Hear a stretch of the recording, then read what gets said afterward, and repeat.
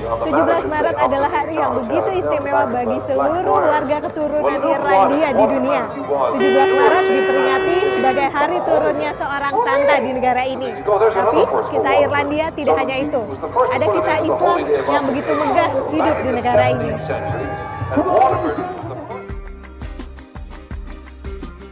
Selamat datang di Irlandia, negara yang dinobatkan sebagai salah satu negeri paling Islami di dunia, bersama dengan Denmark, Luxembourg, dan Selandia Baru.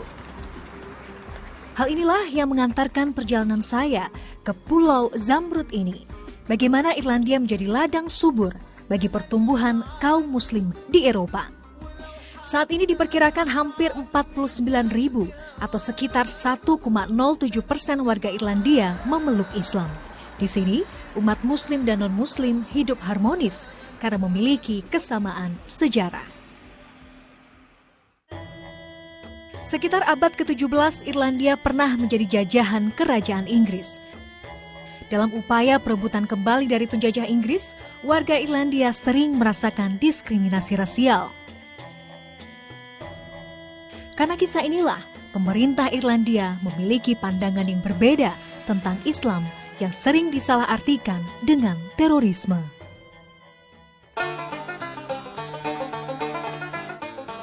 Masih cukup pagi di Irlandia, tapi suasananya cukup cantik. Ya, hari ini saya akan bertemu dengan Lisa, seorang mu'alaf muda dari negara Irlandia yang akan berbagi cerita bagaimana dia akhirnya bisa tersentuh oleh damainya agama Islam.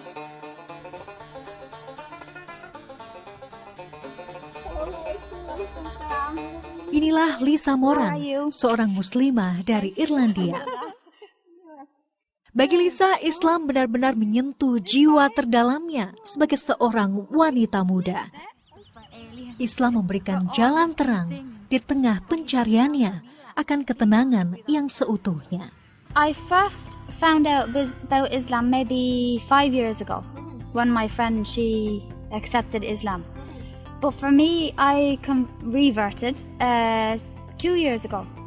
And always I wanted to convert to Islam, but I was on my own. I found it very difficult. I didn't know how to pray in Arabic. I didn't understand hijab. So I found it very difficult. I was living in a small town with my family. They're Catholic people. They don't understand anything about Islam. But then, maybe 2 years ago, I met my husband, and it made it so much easier. Straight away, I accepted Islam. I used to teach myself from a book how to pray step by step. So when I was doing my salah, I used to hold my book when I was doing my prayer for maybe 2 weeks, 3 weeks, and I'd be reading from the book while I was doing my movements in my prayer. And alhamdulillah, after maybe 3 weeks, I was able to know when to go down, when to prostrate, how to read my Al-Fatiha, and 1 or 2 small little surahs from the Quran. Now, alhamdulillah, I'm Muslim. I'm happy. Bagi Lisa, keputusannya untuk menjadi seorang Muslim memang tidak setengah-setengah. Tak lama setelah mantap memeluk Islam, Lisa segera mengenakan hijab. Well, I reverted to Islam in September. So November, I started wearing hijab. I found it hard for about a month. But after that, because I was praying, I was learning more about my religion, I didn't worry about what other people thought. Now, after 2 years, it's not hard. Some people, they still look at me, but at the start it was difficult. Now it's not. Lisa paham, hijab akan melindungi derajat dan menjaga kehormatan wanita muslim. Meskipun untuk itu, ia harus menempuh jalan yang sedikit berliku. Saat ini Lisa memang sedang dalam masa kehamilan dan lebih banyak tinggal di rumah. Kenyataannya, sebelum mengandung cukup sulit bagi Lisa untuk mendapatkan pekerjaan karena hijab yang melindungi auratnya.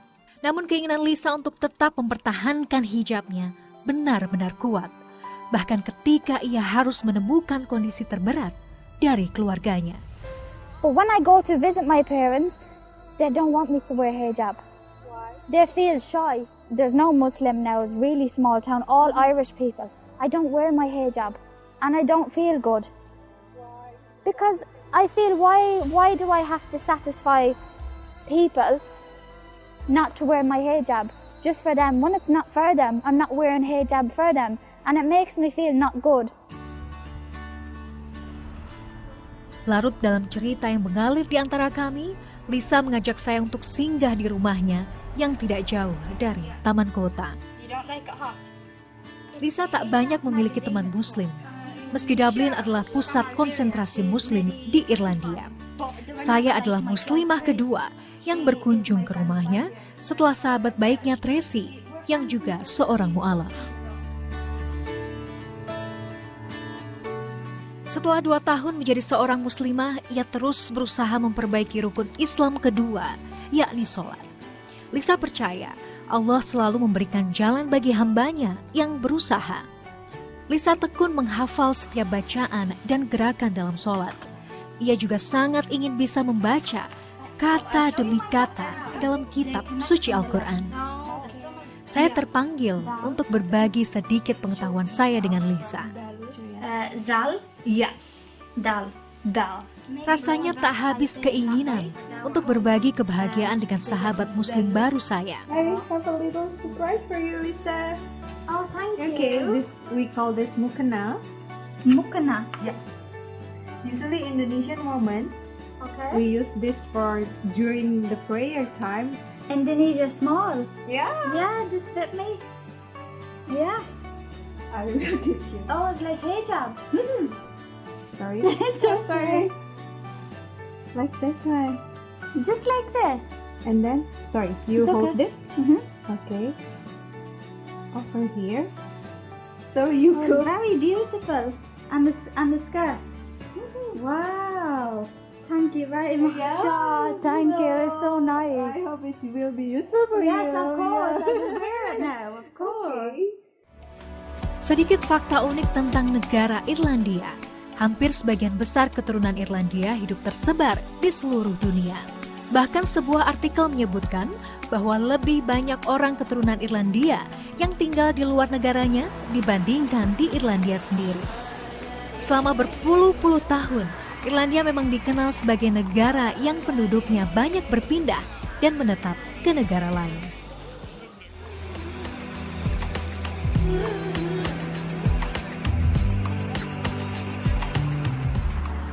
Dalam kurun waktu 5 tahun terakhir, jumlah warga muslim di Irlandia terus meningkat. Kini Islam telah menjadi agama terbesar ketiga di negara ini setelah Katolik Roma dan Protestan. Hal ini tidak bisa dilepaskan dari peran komunitas muslim yang bermigrasi ke Irlandia karena alasan ekonomi atau mencari suaka.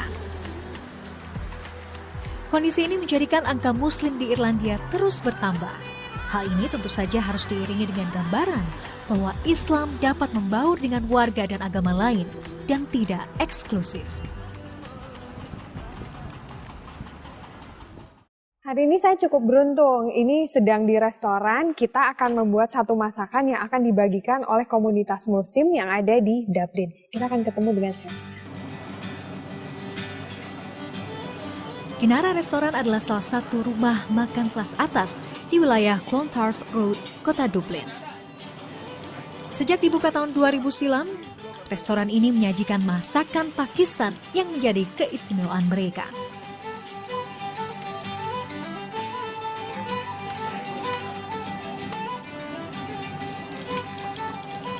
Namun bagi komunitas muslim di Dublin, Kinara Restoran memiliki peran yang jauh lebih istimewa. Sejak 6 tahun lalu, Kinara Restoran secara rutin menjadi tempat di mana masakan halal hasil olahan chef dibagikan kepada para tunawisma. Dan menu kali ini adalah nasi biryani ala Pakistan. This is the base sauce for the biryani rice. Setiap menu yang dibuat oleh Chef Arshad memang tergolong mudah, namun jumlahnya yang tidak sedikit membutuhkan tenaga laki-laki untuk membuatnya. Seperti kali ini, sekitar 25 liter beras dan 15 ekor ayam akan diolah menjadi nasi biryani. Brother Arshad, who will pay all the expense for this food? Sometimes chicken, some brother give it to us, or if not, so we use our chicken. Wow, it's very interesting.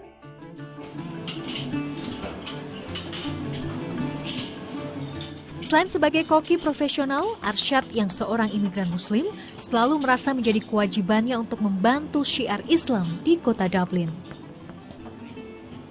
Baginya berbagi tenaga dan waktu untuk memasak makanan yang akan dibagikan adalah caranya berbagi manfaat sebagai seorang muslim. Rasanya enak sekali. Jadi ini nasi biryani memang khas masakan negara Pakistan ataupun India. Tapi rasanya sudah disesuaikan untuk lidah orang-orang di Irlandia. Luar biasa. Setelah ini kita akan lihat bagaimana nasi ini dibagikan kepada para tunawisma.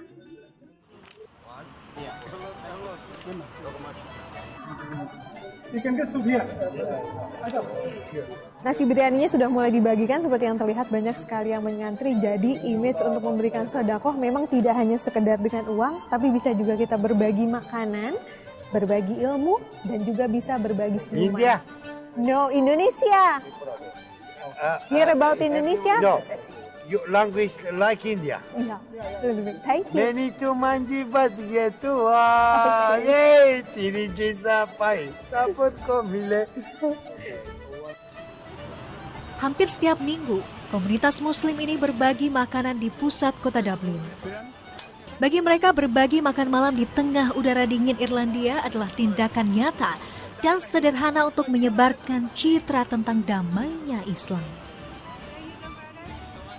Menariknya, tidak semua pengunjung yang mendatangi tempat kami membagikan makanan adalah tunawisma. Ada juga sebagian dari mereka yang merupakan wisatawan yang sedang menikmati suasana malam kota Dublin.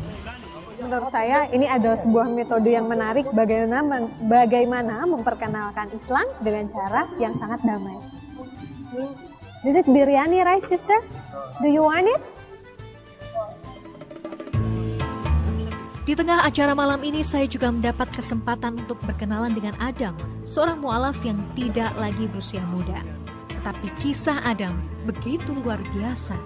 Ia menemukan Islam setelah divonis mengidap kanker stadium 4. And basically, I was dying. Like the doctors several times said I wouldn't make it. Like they gave me the last time they said I had 2 hours to live. It was that bad, you know. But when I was in a coma for a month. Lelaki kelahiran tahun 1961 ini baru saja memeluk Islam pada 3 Januari 2015 setelah menjadi ateis selama hampir 30 tahun. Tak disangka, kanker kerongkongan stadium 4 yang membawa Adam untuk memilih Islam sebagai agamanya. Kanker yang terus menggerogoti kesehatan Adam membuat harapannya hampir putus. Namun ketika Allah telah berkata, kun fayakun, apa yang terjadi, terjadilah. And remember that I was with a good friend from Algeria. He sent me a copy of the Quran. I started to read the Quran. This is it. This is what the ideas, the thoughts that I had myself. It's in the Quran, and I knew it was the word of God, you know. And so I took the Shahada. He phoned me up on the phone. He rang me up and took Shahada. Went in, had Kushal, and been a Muslim ever since. Great fun. And it's changed my whole life. So did my life. Friends and family were a little bit difficult to begin with, you know. But they see I'm a much better, happier person. Kini bagi Adam menjadi Muslim bukan lagi untuk dirinya sendiri. Ia merasa kewajibannya adalah untuk berbagi kisah bahwa Islam adalah agama penyelamat. Tak ada lagi keraguan dan pertanyaan.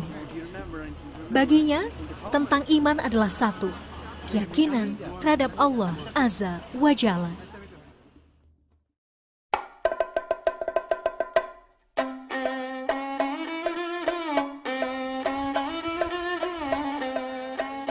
Damainya suasana alam khas negara Irlandia begitu selaras dengan perkembangan Islam di negara ini. Islam tak hanya tumbuh di pusat ibu kota negara di Dublin, tapi Islam juga ada di sebuah kota bersejarah yang ditemukan oleh bangsa Viking bernama Waterford. Waterford atau dalam bahasa Irlandia Portlaoise adalah sebuah kota di County Waterford, Munster, Republik Irlandia. Kota tertua di Irlandia ini diperkirakan didirikan oleh bangsa Viking dari Skandinavia sekitar tahun 914. Tak hanya memiliki sejarah tentang bangsa Viking, Waterford juga memiliki kisah menarik tentang Muslim yang bermukim di kota ini. Stephen McCarthy, atau kini lebih dikenal sebagai Abdurrahman McCarthy, setelah memeluk Islam pada tahun 1994, pria keturunan Irlandia Amerika ini memutuskan untuk pindah dan belajar di Universitas Islam Madinah di Saudi Arabia, jurusan dakwah dan usul ad-din atau 5 pilar utama agama Islam. How is the first time you keep in touch with Islam then? In 1994, 1993 actually, in 1993, one of my good friends, his father was actually a Muslim. So what happened is that I heard his father listening to some cassette tapes, which is very old now. No, they don't know what cassette tapes are. You know? Recitate Quran? It was just like a Quran reciter reciting in Arabic, and then there was a translation in English. Okay. Yeah. So I heard him listening to it, and I was always a bit curious about Islam because my background, I had listened to, I saw the movie of Malcolm X. Yeah, Malcolm X. Yes, and I read the autobiography or the biography of Malcolm X, and I was intrigued about Islam. I wanted to know more, but I didn't really know I didn't know much about Islam, to be honest with you. So, subhanAllah, I went in and asked him a few questions about Islam. The first question I remember I asked was, could I be a Muslim? Because we have a group, because the media, unfortunately, in the West. Kini ia menjadi salah satu orang yang sangat aktif berdakwah. Tak hanya menghadiri acara konferensi di berbagai negara, Abdurrahman McCarthy juga kerap mengisi acara dakwah di beragam acara televisi.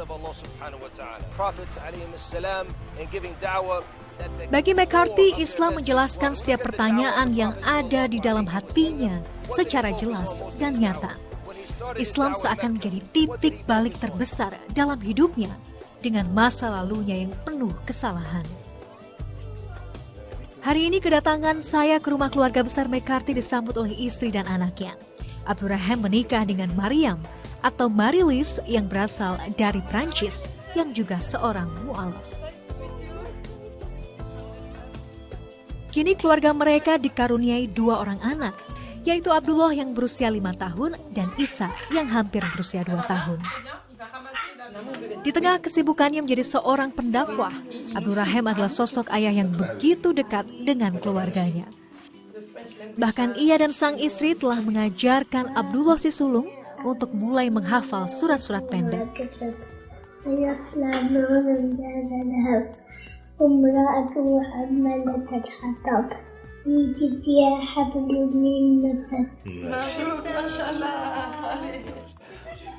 Abdurrahman McCarthy adalah seorang imam dan kepala keluarga, memilih untuk tinggal di Irlandia mengikuti leluhurnya, sekaligus tetap berusaha menyebarkan pengetahuan tentang Islam di tanah Eropa.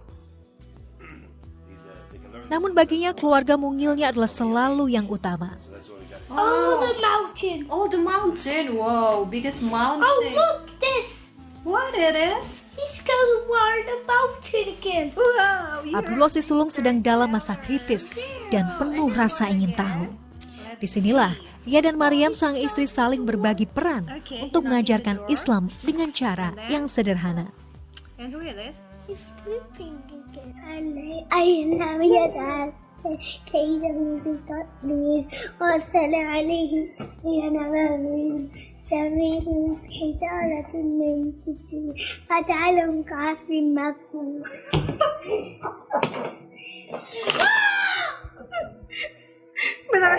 Tapi memang itu tantangannya untuk menjadi seorang ibu, bagaimana memperkenal dan mengajarkan itu tidak mudah. Untuk mengingatkan dia bagaimana surahnya dilafalkan dengan sempurna dan ekstra untuk membuat dia mengingat semuanya, itu betul-betul sebuah usaha yang kerja keras. Mariam, istri Abdurrahman juga tak pernah menyerah. Lahir di keluarga non-muslim yang taat di Prancis, hingga saat ini ia masih terus mencoba belajar menjadi muslim yang lebih baik. Ia selalu mencari kesempatan di tengah waktunya yang begitu padat. Baginya hidupnya terbagi 3, menjadi seorang muslim, istri, dan seorang ibu. Di tengah usaha mempertahankan nilai-nilai Islami, Di antara bebasnya kehidupan di Irlandia, bagi saya, McCarthy adalah gambaran keluarga ideal. Mereka memperlihatkan sebuah usaha yang luar biasa untuk memperkenalkan secara sederhana tentang konsep hablu minallah dan hablu minannas.